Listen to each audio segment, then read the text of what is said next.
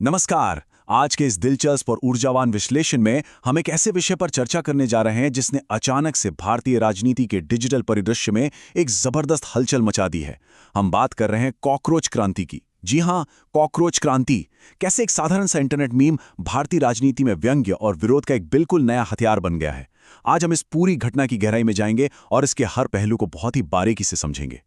तो आज की हमारी चर्चा की रूपरेखा कुछ इस तरह रहेगी। हम शुरुआत करेंगे एक अप्रत्याशित शुरुआत से, फिर समझेंगे कि क्या ये सिर्फ एक मजाक है या कोई गहरा दर्द। इसके बाद इतिहास का पैटर्न, फिर सरकार की प्रतिक्रिया, विपक्ष के लिए एक चेतावनी और आखिर में नई पीढ़ी की भाषा। ये पूरी चर्चा राजनीतिक विश्लेषक योगेंद्र यादव के आकलनों पर आधारित है, जो हमें बताएगी कि कैसे एक छोटा सा मीम देश के बदलते राजनीतिक माहौल का एक बड़ा आईना बन सकता है। चलिए आगे बढ़ते हैं। ठीक है, तो चलिए सीधे विषय में गोता लगाते हैं। हमारा पहला भाग है एक अप्रत्याशित शुरुआत। कैसे अदालत की एक टिप्पणी ने एक पूरे आंदोलन को जन्म दे दिया। कॉकरोच जनता पार्टी यानी सीजेपी, इसकी शुरुआत कहां से हुई, ये जानना सच में बहुत हैरान करने वाला है। देखिए, इस पूरी कहानी की शुरुआत होती है सुप्रीम कोर्ट के मुख्य न्यायाधीश सूर्यकांत की एक कथित टिप्पणी से। दरअसल एक सुनवाई के दौरान उन्होंने कथित तौर पर उन बेरोजगार युवाओं की तुलना तिलचट्टों यानी कॉकरोच और परजीवियों से कर दी जो पत्रकारिता और एक्टिविज्म की तरफ जा रहे हैं। हालांकि ये बताना भी बहुत जरूरी है कि बाद में उन्होंने इस पर बिल्कुल स्पष्टीकरण दिया। उन्होंने साफ किया कि उनका इशारा सिर्फ और सिर्फ उन लोगों की तरफ था जो फर्जी और बेहुदा डिग्रियां लेकर आ रहे हैं, ना कि देश के सभी युवाओं की तरफ। लेकिन खैर, जब तक वो स्पष्टीकरण आता तब तक तो बात बहुत आगे निकल चुकी थी। 1.7 करोड़। जरा सोचिए, ये कोई छोटा मोटा आंकड़ा नहीं है। कॉकरोच जनता पार्टी के इंस्टाग्राम अकाउंट पर महज 5 दिनों के अंदर इतने सारे फॉलोअर्स जुड़ गए। बॉस्टन यूनिवर्सिटी के एक छात्र अभिजीत दीपक ने इस मीम अकाउंट को बनाया था, और इसका इस तरह से वायरल होना ये दिखाता है कि इंटरनेट की दुनिया में कोई भी बात किस तरह जंगल की आग की तरह फैलती है। मतलब रातों रात एक मीम एक बड़ा मुद्दा बन गया। और अगर इस नई नवेली पार्टी की सदस्यता की शर्तें देखी जाएं, तो वो और भी मजेदार हैं। सीजेपी का सदस्य बनने के मानदंड क्या हैं? बेरोजगार होना, आलसी होना, हमेशा ऑनलाइन रहना और सबसे खास एक पेशेवर तरीके से भड़ास निकालने वाला होना। मतलब ये पूरी तरह से एक बेतुका और हास्यास्पद मीम है। इसने डिजिटल दुनिया की इस नई घटना को एक बहुत ही हल्की फुल्की और जबरदस्त ऊर्जा वाली शुरुआत दी। पर अब थोड़ा ठहर कर सोचने का समय है। हमारा दूसरा भाग है एक मजाक या गहरा दर्द। ये सिर्फ एक मीम है या इसके पीछे कुछ और है? इस मीम की सतह के नीचे वास्तव में क्या छिपा है? इसे समझने के लिए अब हमें थोड़ी गहराई में जाना होगा।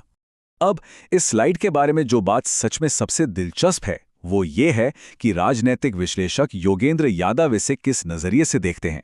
उनका ये कथन बहुत कुछ कहता है। मजाक या चुटकुला हमेशा किसी न किसी गहरे दर्द से जुड़ा होता है। देश के भीतर नीचे से एक सुगबुगाहट और छटपटाहट है, क्योंकि व्यवस्था के बने बनाए रास्ते बंद हो गए हैं। यह एक बहुत ही अहम विश्लेषण है। इसका मतलब है कि यह सिर्फ इंटरनेट का कोई चुटकुला नहीं है, बल्कि युवाओं के अंदर पनप रही एक गहरी व्यवस्था से जुड़ी हताशा का सीधा लक्षण है। और इसी बात से हम चर्चा के तीसरे हिस्से पर आते हैं, इतिहास का पैटर्न, संस्थागत नियंत्रण और जन आंदोलन। इतिहास गवाह है कि जब व्यवस्था के सारे रास्ते बंद लगने लगते हैं और सत्ता पूरी तरह से स्थापित हो जाती है, तो हमेशा कुछ अप्रत्याशित और नए तरह के विद्रोह देखने को मिलते हैं। और ये शानदार ढंग से उस ऐतिहासिक पैटर्न को स्पष्ट करता है। जरा इस कालक्रम को देखिए। 1971 में इंदिरा गांधी की भारी जीत हुई और उसके बाद 1974 में जेपी आंदोलन शुरू हुआ। फिर 1980 में राजीव गांधी की प्रचंड जीत के बाद 1983 में असम आंदोलन। 2009 की चुनावी जीत के बाद 2011 में अन्ना आंदोलन देखने को मिला, और 2019 की जीत के बाद 2021 में किसान आंदोलन। ये साफ तौर पर एक ऐतिहासिक पैटर्न को उजागर कर रहा है। जब भी किसी सरकार को भारी चुनावी जनादेश मिलता है, तो अक्सर उसके बाद बड़े और बिल्कुल अपरंपरागत विरोध प्रदर्शन जन्म लेते हैं। तो फिर इस मौजूदा स्थिति में सरकार ने क्या किया? भाग 4, सरकार की प्रतिक्रिया, डिजिटल हास्य से लेकर राज्य की सेंसरशिप तक। ये पूरा मामला तब तक महज एक इंटरनेट का मजाक था, लेकिन ये अचानक एक गंभीर राजनीतिक मुद्दा बन गया जब सरकार ने सीजेपी के एक्स यानी ट्विटर हैंडल को ही बैन करने का फैसला कर लिया। इस फैसले पर योगेंद्र यादव का विश्लेषण बहुत ही स्पष्ट और आलोचनात्मक है। उनका कहना है, तानाशाह हुकूमतों को सबसे ज्यादा डर चुटकुलों से लगता है। जो सरकार चुटकुला सुन नहीं सकती, वो खुद एक चुटकुला बन जाती है। यहां हम स्पष्ट रूप से यादव का नजरिया देख सकते हैं, जो व्यंग्य पर हुई इस सरकारी कार्रवाई को एक बेहद अलग और विश्लेषणात्मक दृष्टिकोण से पेश करता है।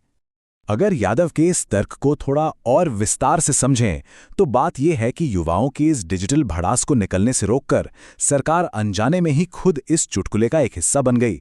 अगर उस गुस्से को सिर्फ सोशल मीडिया तक ही सीमित रहने दिया जाता तो शायद बात वहीं आई गई हो जाती। लेकिन बैन लगाने से क्या हुआ? उंगली सीधे तौर पर अधिकारियों की तरफ उठ गई और इससे यह सुनिश्चित हो गया कि अब ये मुद्दा और भी ज्यादा तूल पकड़ेगा। इसके साथ ही ये पूरी घटना राजनीतिक विपक्ष के लिए भी एक बहुत बड़ा संदेश लेकर आई है। भाग 5, विपक्ष के लिए एक चेतावनी, युवाओं को आकर्षित करने में विफलता। ये 2 चरण वाली प्रक्रिया असल में एक बहुत बड़ी खतरे की घंटी है। पहला चरण देखिए, लाखों युवा सिर्फ अपना प्रतिनिधित्व महसूस करने के लिए एक व्यंग्यात्मक मीम अकाउंट की तरफ भाग रहे हैं।